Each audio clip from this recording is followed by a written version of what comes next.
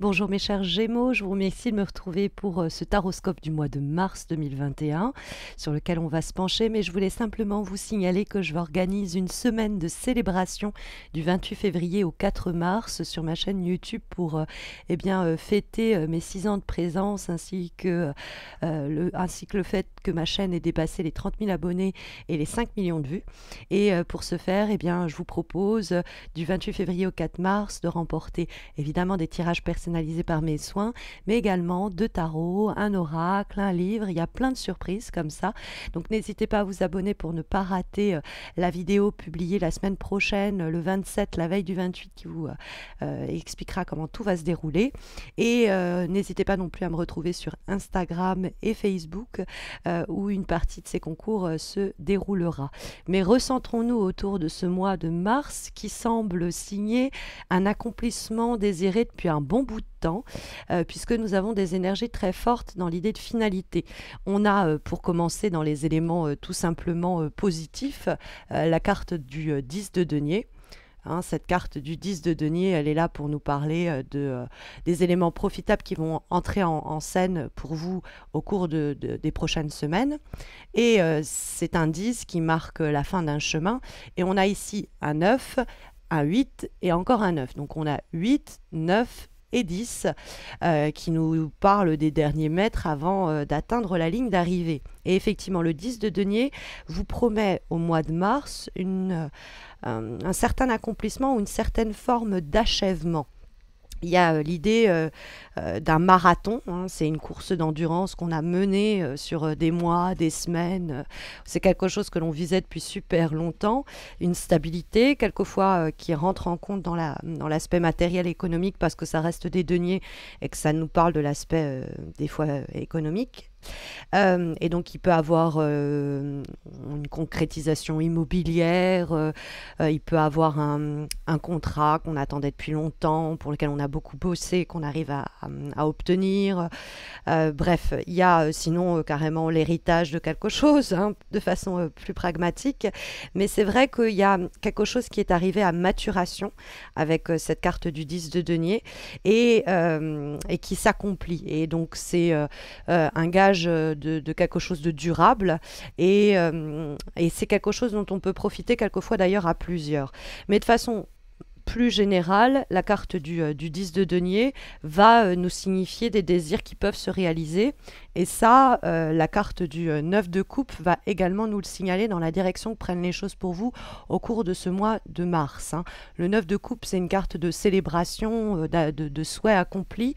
Donc, il semblerait que toutes les actions que vous allez mener et que vous avez menées au cours de ce mois de février, de janvier, puis peut-être depuis plus longtemps, ou les actions que vous allez plus simplement initier au cours du mois de mars, eh bien, ça va donner lieu à des résultats probants, même s'il peut avoir un sentiment d'essoufflement qu'on peut sentir avec la carte du 9 de bâton dans les obstacles, parce que la carte du 9 de bâton, ce sont les derniers efforts, et ce sont souvent ceux qui nous coûtent le plus. Donc il y a avec la carte du 9 de bâton un ras-le-bol, une fatigue, l'idée qu'on ploie peut-être un peu sous la charge d'une situation qui est en train de nous user jusqu'à la moelle, mais il faut se dire dans ce cas-là que tous les efforts que nous menons sont loin d'être vains, parce qu'en plus il y a une discussion qui s'effectue entre le 8 et le 9 de bâton, où les actions menées par le 8 de bâton font avancer les choses, mais il y a toujours un nouvel obstacle, il y a toujours un nouveau défi, il y a toujours un truc à faire,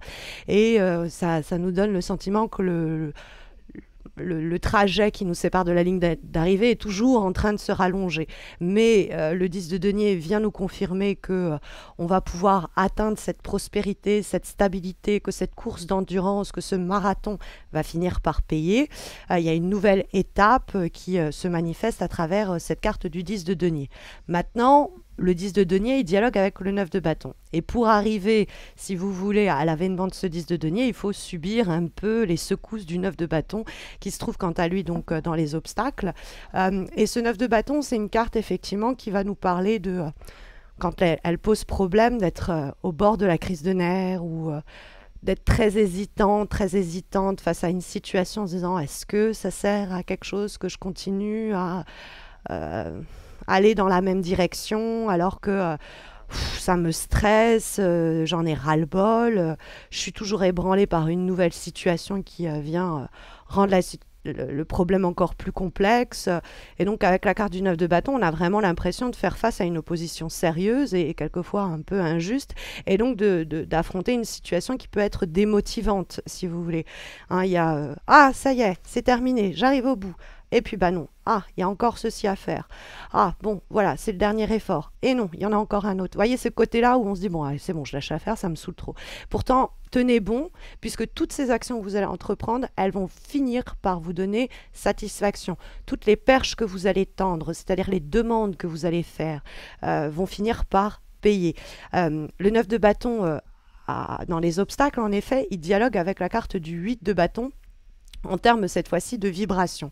Or, la carte du 8 de bâton, c'est vous qui téléphonez à celui-ci, faites une demande à celui-là, lancez cette initiative-ci. Et donc, c'est une période très intense où vous êtes en train de vous décarcasser un petit peu à droite, à gauche pour arriver à obtenir ce que vous voulez. Vous pourriez à ce moment-là, d'ailleurs, être un peu frustré ou fatigué d'attendre. Et pour autant, il va falloir vous montrer encore un peu plus patiente, puisque une fois que vous avez fait tout ce que vous pouvez, hein, vous devez peut-être laisser à d'autres la décision finale, donc il faut laisser faire le temps, il faut attendre que ces nouvelles vous parviennent, et il y a toute chance que les nouvelles qui vont vous arriver soient positives, hein, puisqu'on a avec la carte du 8 de bâton un dialogue avec le 9 de coupe qui nous rapproche de la finalité du 10. Donc il y a peut-être la période de vacances ou quelque chose comme ça, les gens sont pas là, donc on attend des réponses qui vont être positives, mais faut se montrer encore un peu patient et pondérer, tempérer un peu tout ça. Pareil sur le plan relationnel, hein, on se sent peut-être prête à s'engager ou prêt à s'engager, et puis c'est pas la même chose en face de nous, il faut patienter, attendre que l'autre se rende disponible ou soit disposé. Mais il y a une véritable victoire sur les difficultés ici énoncées, puisque ce 8 de bâton, comme je vous disais, les actions en termes de vibration ici énoncées vont dialoguer avec la carte donc du 9 de coupe qui nous amène à... c'est la carte du vœu, hein, c'est faites un vœu et il sera exaucé. Donc la carte du 9 de coupe, il y a une réalisation, il y a une satisfaction, on obtient ce que l'on souhaite, on peut se réaliser, on peut mettre en marche ce projet, on peut foncer, cette relation qu'on espérait voir se concrétiser s'intensifie, peut-être même jusque sur un plan charnel. Donc avec la carte du 9 de coupe, les espoirs qui sont les nôtres peuvent se produire, quoi. Il y a des anciennes difficultés qui se dissolvent. Il y a avec la carte du 9 de coupe, ça y est, c'est fait, c'est bon, c'est derrière moi, et il n'y a plus de problème avec cette situation, et les derniers efforts et ce que j'ai enduré, ça a fini par payer. Donc il y a tout le temps au cours du mois de mars, comme ça, vers cette finalité, on a un tirage du coup qui est super limpide, qui est super clair, et qui peut aider cette situation qui s'achève à guérir certaines blessures ou certaines situations du passé. Alors ça peut être en parallèle, mais c'est ce que semble nous indiquer effectivement l'avant-dernière énergie que nous avons pour ce mois de mars, et qui est issu d'un oracle, un nouvel oracle qui vient de sortir, et qui est celui des portes magiques de l'univers, et nous avons la sagesse des blessures. Alors de quoi nous parle la sagesse des blessures? Elle nous parle du fait d'avoir connaissance de ce que l'on a, reconnaître ce que l'on a vécu, et avoir le pouvoir d'effacer ces anciennes cicatrices. Puisque la sagesse des blessures, c'est au fond, tous les problèmes que j'ai vécus, les expériences douloureuses qui ont été les miennes, sont tout autant de leçons que j'ai tirées de mon passé qui m'ont aidé à grandir. Ce sont tout autant d'opportunités pour m'éveiller.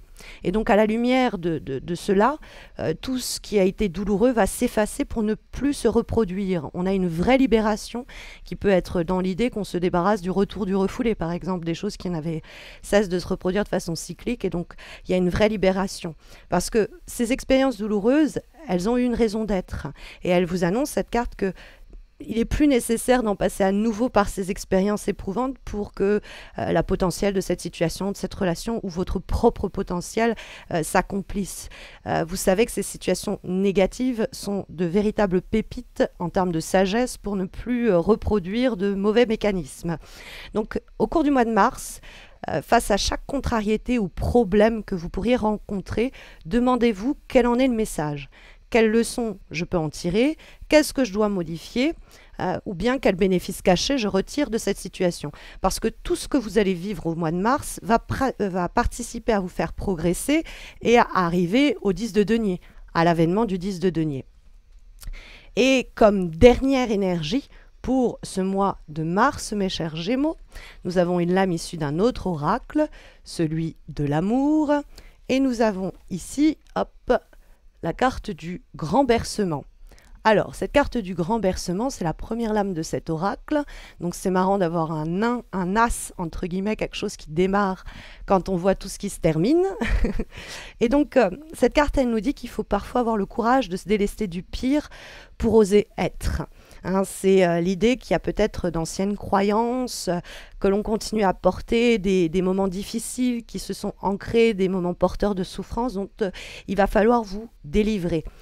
Au cours du mois de mars, dès que vous allez ressentir un trop grand décalage entre ce à quoi vous aspirez et certains aspects de votre existence, dès que vous ressentez une sorte de flot émotionnel négatif qui vous empêche d'avancer, eh bien, il va falloir identifier ce que c'est pour vous en débarrasser, histoire de ne pas être prise au piège de ces émotions négatives, la tristesse, la colère, le ressentiment, l'amertume. Et donc, on va pouvoir se délester de ses souffrances personnelles, de retrouver en ce sens une paix et d'aller au-delà de ces fractures, de ces éléments ou de cette fatigue et de cette usure qu'on trouvait d'ailleurs dans le fameux 9 de bâton, dans les obstacles pour ce mois de mars. Voilà mes chers Gémeaux, en termes d'énergie pour les prochaines semaines. Mais si vous avez besoin d'une guidance plus spécifique concernant la question professionnelle, sachez que j'ai fait une vidéo et une guidance signe par signe pour la question de la carrière. Vous aurez la suggestion en fin de vidéo, mais vous la trouverez également sur ma page d'accueil. Et j'ai fait la même chose sur le domaine amoureux pour 2021 également. Donc là aussi, ce sera sur ma page d'accueil. Et vous avez une suggestion qui va apparaître en haut à droite de votre écran et qui va vous permettre de consulter aussi des guidances spécifiquement amoureuses, mais que j'ai fait pour février, mars et avril. Et encore une fois, signe par signe. En tout cas, je vous retrouve, comme je vous l'expliquais, du 28 février au 4 mars pour vous permettre de remporter tout un tas de cadeaux avec moi et célébrer ces 6 ans, ces 30 000 abonnés et ces 5 millions de vues ensemble.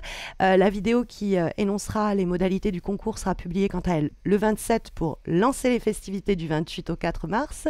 Et puis, comme je vous disais, n'hésitez pas du coup à vous abonner pour ne pas rater tout ça et à me retrouver également sur Instagram et Facebook dans le cadre desquels une partie du concours se déroulera. Voilà, je vous souhaite à tous et à toutes de très belles semaines à venir. Je vous retrouve très vite. Prenez bien soin de vous, mes chers Gémeaux.